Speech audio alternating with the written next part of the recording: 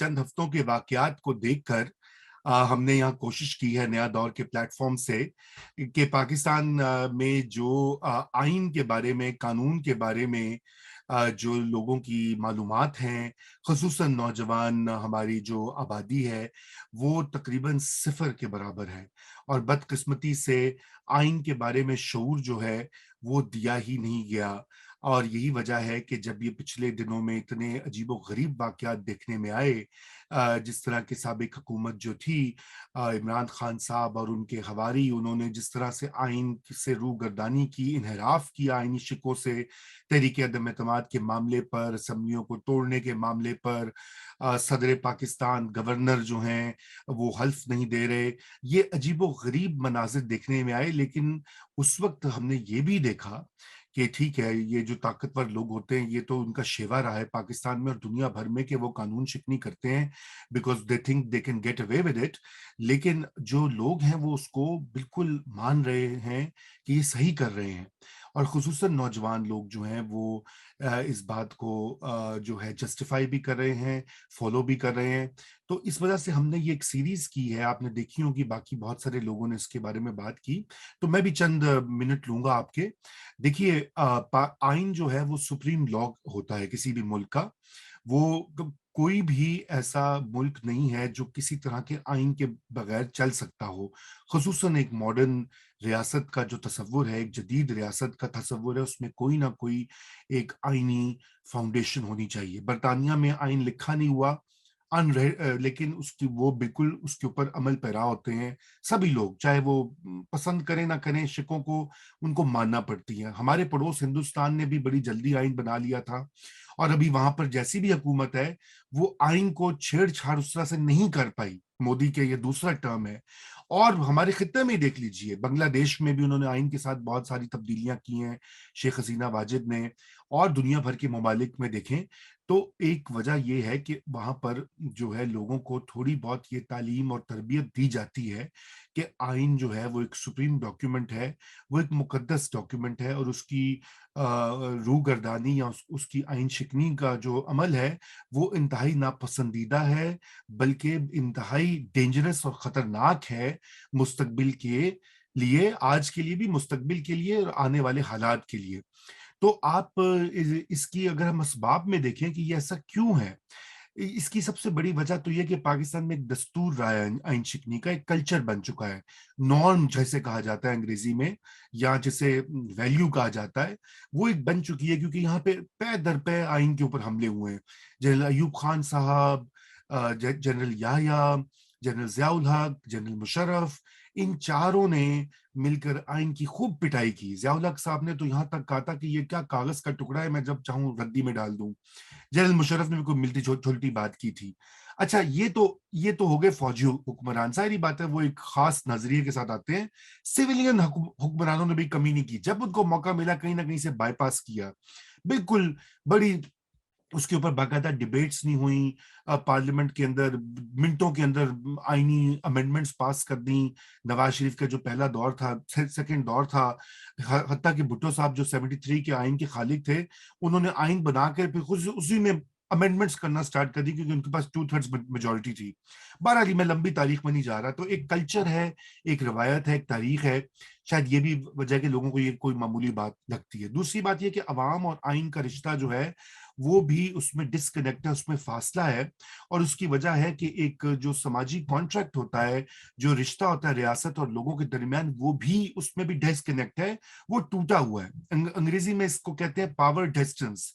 यानी कि जो आपकी रियासत होती है, जो आपके ऊपर रूल करती है, और जो लोग रियासत का हिस्सा होते हैं, जो कि रूल्ड होते हैं, उनका आपस में जो है वो ताल्लुक कैसा है। और वो चूंकि पावर डिस्टेंस बहुत है, हम लोग कहते हैं जी ऊपर जो मर्जी इस्लामाबाद में हो, हमें से क्या, हमने तो अपना रोजगार कमाना है, हमारे लिए सारे एक जैसे हैं, जियाउल हक हो या भुट्टो हो या नवाज शरीफ हो या इमरान खान हो। तो ये भी एक अप्रोच है। लेकिन उससे भी ज्यादा खतरनाक ये है कि हमारी जो टेक्स्ट बुक्स हैं, हमारी जो तालीमी निज़ाम है, उसमें हमने ये तालीम नहीं दी आइन के बारे में। आप ये देखें कि वो तो अंटिल रिसेंटली, जब से ये अभी पिछले चंद सालों में कुछ नए जो करिकुला है उनको रिवाइज किया गया है पिछले 7-8 सालों में, उससे पहले तो सारे जो हमारे जो डिक्टेटरशिप्स थी उनको ग्लोरीफाई किया जाता रहा है, यानी कि उनको दिखाया जाता रहा कि वो बड़े अच्छे अदवार थे पाकिस्तान के लिए, और ये कमबख्त सिविलियंस ने आगे मुल्क तोड़ दिया, बड़े चोर हैं और ये हैं वो है।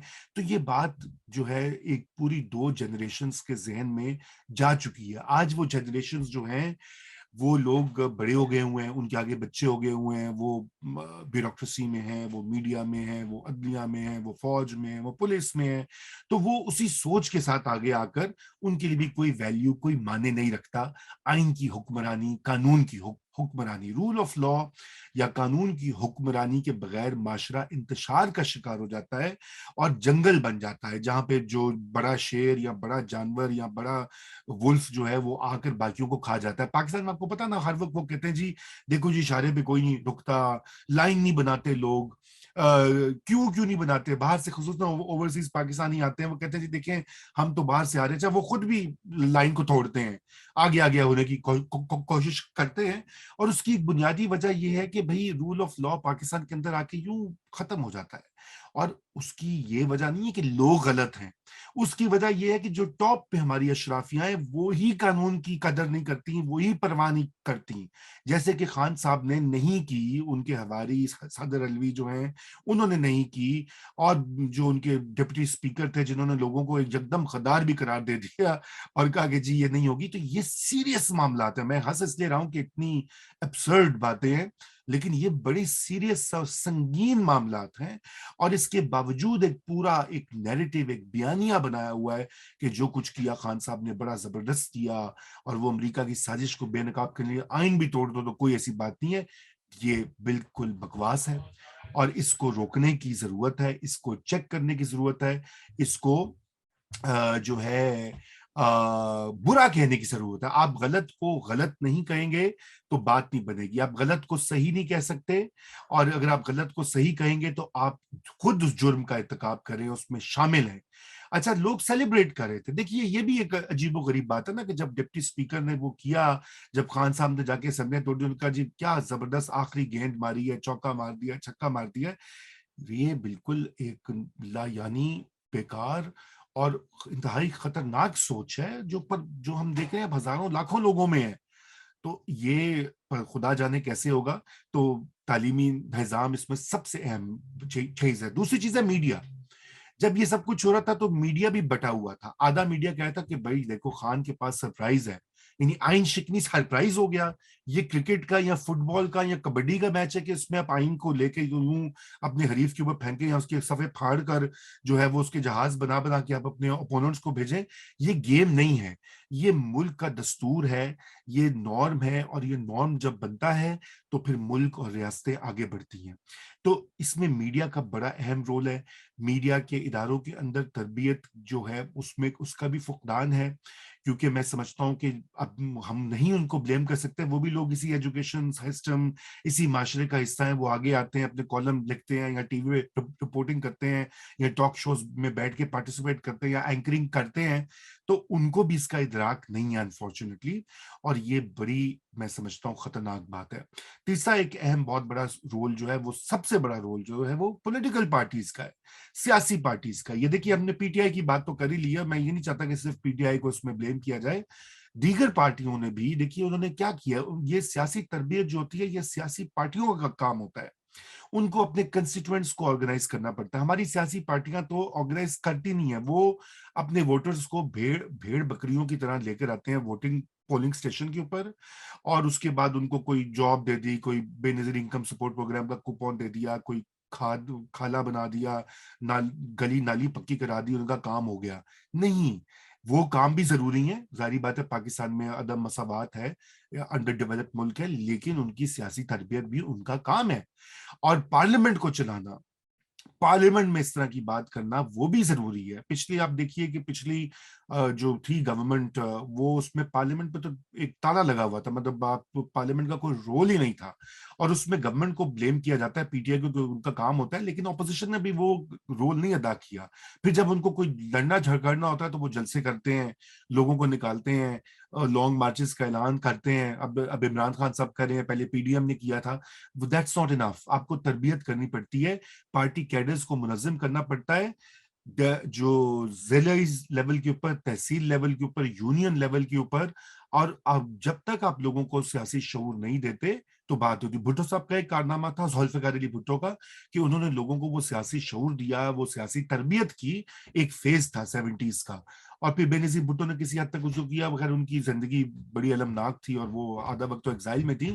لیکن اب سوال یہ پیدا ہوتا ہے کہ اب کیا کر رہی ہیں ہماری parties. They also have to contribute their role in this process. اچھا, اور جو سب سے اہم بات ہے چوتھی, وہ ہے اسٹوڈنٹ یونینز کے اوپر 1980 کی دہائی سے پابندی ہے.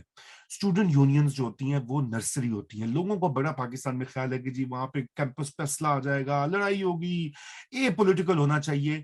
اے پولیٹیکل ہی تو کیا کہ آپ نے 40 سال میں بچوں کو, نوجوانوں کو, تو آج یہ حال ہو گیا پاکستان کا. اور وہ ایک دم عمران خان صاحب آئے, انہوں نے اے پولیٹیکل کو پولیٹیسائز کر دیا اپنے بیانیے کے ساتھ, اور وہ بیچارے نہ ادھر کے رہے نہ ادھر کے رہے. تو اسٹوڈنٹ یونینز کے اوپر بین فوری طور پہ لفٹ ہونا چاہیے. سندھ نے کچھ کام کیا اس کے اوپر, سارے صوبوں کو یہ کرنا چاہیے, اور رول آؤٹ کر لیں, رفتہ رفتہ کر لیں, اس کے قانون سازی کر لیں سیفٹی کے لیے, سیکیورٹی کے لیے کیمپسز کے اوپر. لیکن آپ اس کو بند کر کے نہیں رکھ سکتے. پاکستان واحد ملک ہے ہمارے خطے میں, ساؤتھ ایشیا میں. میں بار بار ساؤتھ ایشیا کا ذکر اس لیے کر رہا ہوں کہ میں نہیں ملانا چاہتا یورپ سے یا لاطینی امریکہ سے. اپنے ساؤتھ ایشیا میں دیکھیں کہ صرف یہ وہ ملک ہے جہاں پہ اسٹوڈنٹ یونینز جو ہیں مکمل طور پہ بند ہیں. ٹھیک ہے نا, اب بھوٹان تو ایک بادشاہت ہے, اس کا ذکر نہ ہی کریں. نیپال پہلے ہوتی تھی بادشاہت, وہاں بھی جمہوریت آ گئی ہے. ہندوستان, بنگلہ دیش, شری لنکا میں اسٹوڈنٹس ہیں ایکٹیو پالیٹکس میں. آپ نہیں کریں گے تو کیسے ان کی سیاسی شعور, ان کو سویلٹی کیسے آئے گی؟ وہ ایک عدم برداشت کا جو ماحول ہوا ہے وہ اس لیے کہ آپ کی اسکول, کالج, یونیورسٹی لیول کے اوپر وہ ٹریننگ ہی نہیں ہوتی کہ آپ اپنے مخالف کا پوائنٹ سمجھیں. یہاں پر تو لڑائی ہو جاتی ہے, وہ کہتے ہیں نہیں تیرے منہ پہ مکہ ماروں گا, تو غدار ہے, کافر ہے, چور ہے, کرپٹ ہے, واٹ ایور.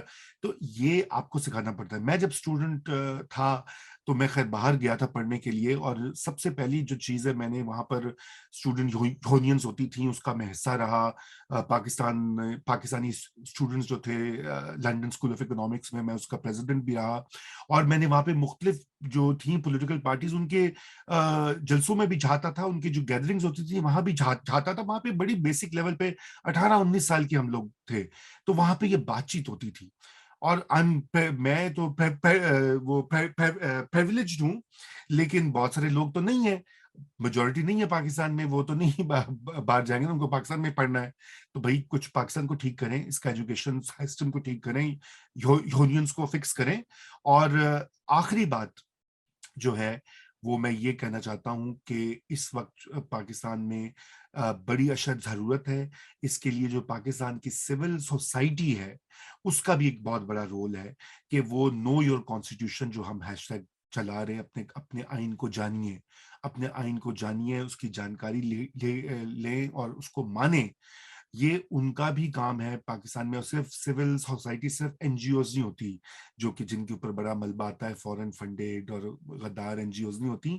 اس میں جو ہے یونینز بھی ہوتی ہیں, ٹریڈ یونینز ہوتی ہیں, وکلا کی ہوتی ہیں تنظیمیں, ڈاکٹرز کی ینگ ڈاکٹرز ایسوسی ایشن ہے, فارمرز کی ایسوسیشنز ہوتی ہیں, اس میں طرح طرح کے گروپس ہوتے ہیں, سیوک گروپس ہوتے ہیں, مساجد بھی اس کا حصہ ہے. تو بالکل اس کو ہمیں جو ہے سپورٹ بھی کرنا چاہیے ان کو. اب اور ان کو اس بات کے اوپر جو ہے ایک کنکلوژن کرنا چاہیے کہ اگر پاکستان میں ہم ایک قانون کو نہیں مانیں گے تو پھر معاشرہ جو ہے وہ انتشار کا شکار رہے گا. اسی وجہ سے یہ جو انتشار ہم دیکھ رہے ہیں پچھلے چند ہفتوں سے, اور جو بھی کنٹینیو کر رہا ہے اور یہ کنٹینیو کرتا رہے گا اس وقت تک جب تک کہ ہم یہ بات نہیں کریں گے کہ اپنے آئین کو عزت دیجیے, اپنے آئین کو مانیے، اس کو پڑھیے، اس کو نصاب میں شامل کریں اور اسکولوں میں اس کے بارے میں پڑھائیں، تاکہ بچپن سے ہی، چھوٹی عمر سے ہی لوگوں کو پتہ لگے کہ آپ نے کہ ہمارا ملک کیسے چلتا ہے اور اس میں کیا کیا رولز ہوتے ہیں، اور اگر آئین شکنی جو ہے وہ ایک بہت بڑا جرم ہے۔ تو میرے خیال سے اور بھی بہت کچھ ہے کہنے کو، لیکن آج کے لیے اتنا ہی، شکریہ۔